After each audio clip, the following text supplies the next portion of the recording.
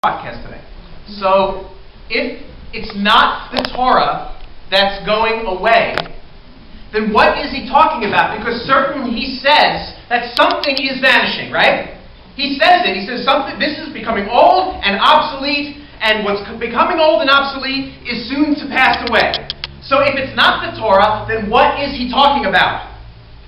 The answer to that lies in the chapter prior. The chapter following, we need to read it in context. And what he is referring to is the Levitical, thank you. Sounds good. So what he is referring to is the Levitical priesthood, the temple service, the priesthood, all that goes with that. That is the context of the preceding chapter, it's the context of the subsequent chapter, it's the context of the chapter after that. That's what he's talking about. That the Levitical priesthood, that the priesthood that we're reading about in the Torah portions is going away. This is why I'm not a believer, as I said last week, that there's going to be a third temple like Judaism believes.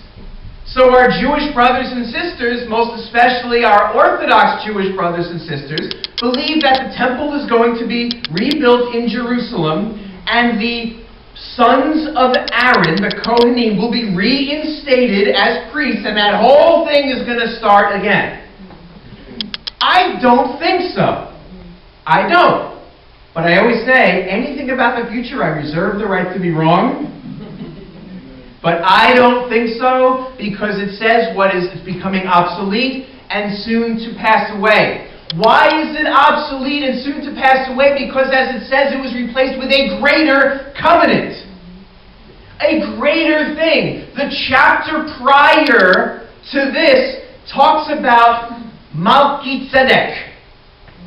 And it's one of my favorite chapters in Scripture because the writer of Hebrews goes into amazing revelation in the Hebrew.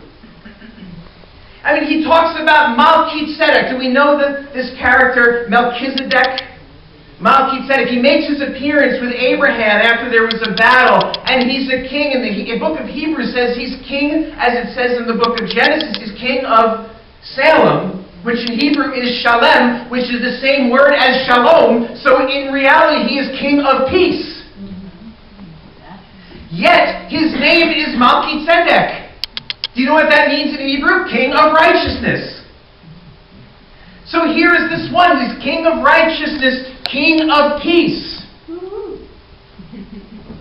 Yet he was a priest, and such a great priest, it says that Abraham, from whom the promise of the Aaronic priesthood came through, actually tied to this guy and gave him a tenth, which shows that he's even greater than Abraham. And he's king and he's priest. And this whole concept of a king being a king and being a priest is something that's actually foreign to Torah.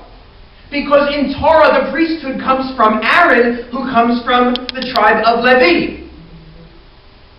And the kings come from the tribe of Judah. So according to Torah, kings and priests don't necessarily meet up. But here is this one who's king of Shalom, Salem, and king of righteousness as per his name, and he is a priest of El Elyon, Most High God. He then goes on to quote King David from the Psalm 110, that says, "You are a priest forever, Ata Kohen Le'olam." In the order of Melchizedek, Al Devarti Melchizedek. Susie loves it when I quote the Hebrew like that.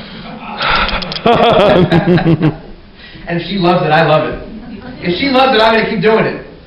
Because that's really all I care about. So, Ata Kohen Le'olam Al Debarti Melchizedek.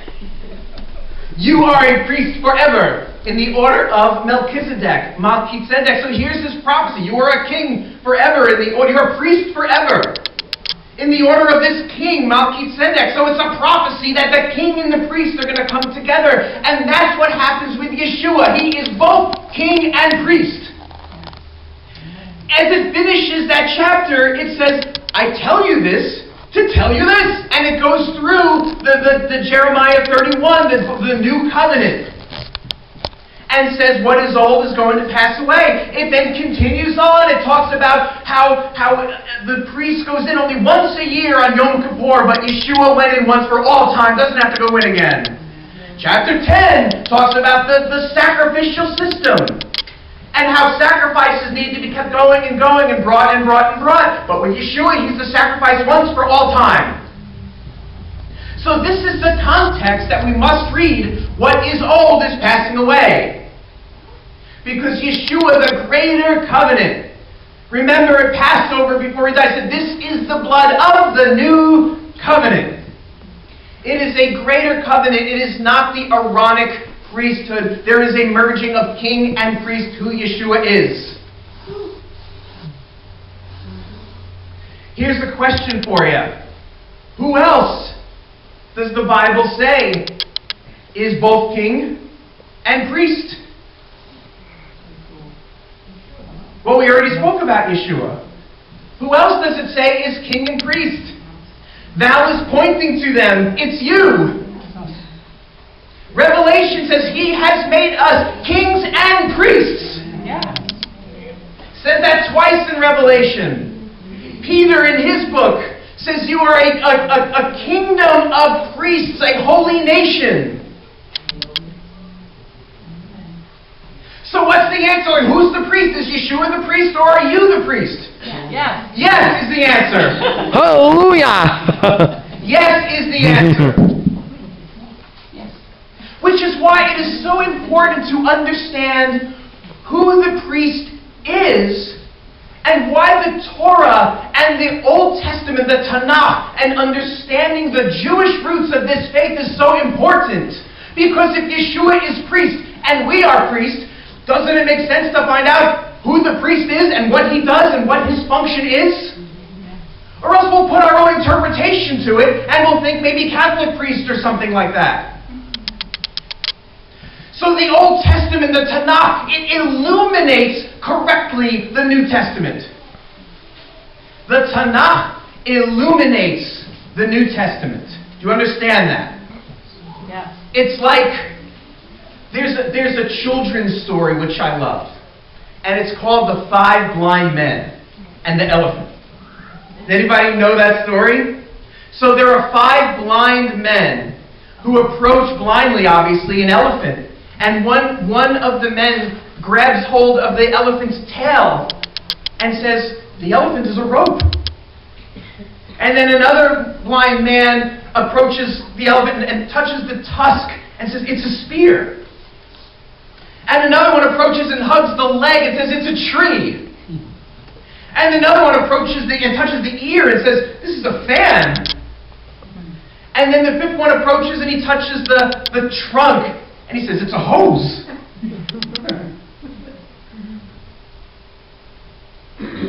This is what reading the New Testament is without understanding our Jewish roots. We see it in part. The Old Testament, the Tanakh, flips on the light switch. Yeah. So you could say, it's an elephant. I see all the pieces now. So this is why it's important to study these things and to understand our Jewish roots.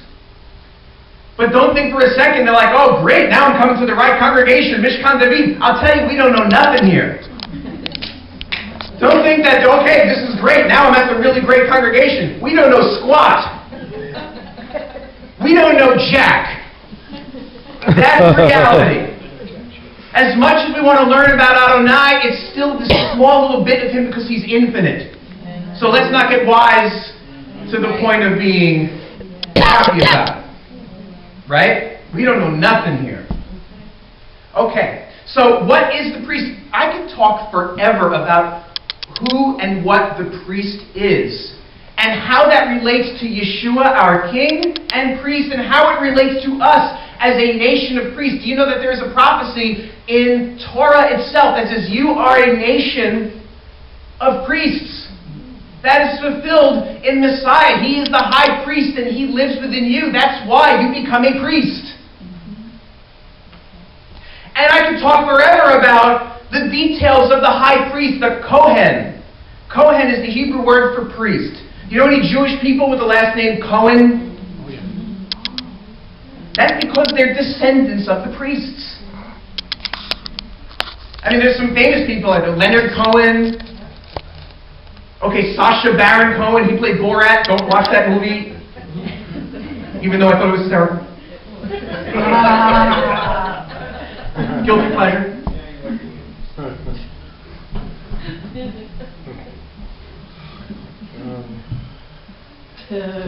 So those are the descendants of priests. That's why their last name is Cohen. That's the Hebrew word for priest. So what is the priest? Again, I could talk forever about all its functions. I will say this: the priest had access to God that no one else had. They had access to God that the population did not. Now everybody can pray. God hears the prayers of everybody. A sparrow falls in the wilderness. He sees it. He knows that, counts our hairs on our heads, even though mine is becoming less and less. He still knows the exact number. Everybody can have a relationship with God, but the high priest has a special relationship with God, has special access to who he is. That's you that have Yeshua within you, that has accepted Yeshua. You become a priest. Not everybody has that access. You, as a believer in faith in the one high priest, Yeshua, have access that others don't. That's reality. That's the role of the priest. But why do they have that access? It's not just for intimacy. Yes, they go into the holy place and they offer up prayers, and there is prayers like incense going up from the holy place that only they can burn. That only they can offer up. And that's what the priest does. It offers up. Last week we spoke about the Mishkahn being divinity coming down. It's godliness and God himself making his abode on earth, this divinity coming to earth. The priests take the earth and lift it up to God. Yes. The Mishkahn is God coming down. The priests take what's down, the earthly, and lift it up to God. Offer it to God. It is a unique role for all of us. But what do they do with that access? It's not for them. It's not just for their intimacy or their prayer life. It's to make atonement for others. And you, as a priest, have divine authority to forgive. Divine authority to forgive. Who said that? Yeshua did. He blew his breath, his spirit on the people, it says in the book of John, and said, what you forgive is forgiven. The sins that you withhold, you retain, are retained. Do you understand that power? We take that flippantly. We all take that flippantly. But we have divine ability, divine authority from God as priests to say to people, you are forgiven, and it is enacted in heaven. People can come to you with their sacrifice, and that's what the priest did. People brought their bulls and their offerings, and the priest checked it out for authenticity. Yep, there's no blemish here. Yup, perfect age, 1 year old, it's perfect, forgiven. You are forgiven. What's bound on earth will be bound in heaven. What's loosed on earth is loosed in heaven. And that is because you are a priest. You have the divine ability to forgive sins as a priest. It's not just for intimacy. The people said to Yeshua, only God has the ability to forgive sins. He says, I give you the ability to forgive sins. Why is that? Because another thing that is missed so much in the body of Messiah is what John said. He said, as he is, so are we in this world. Yeshua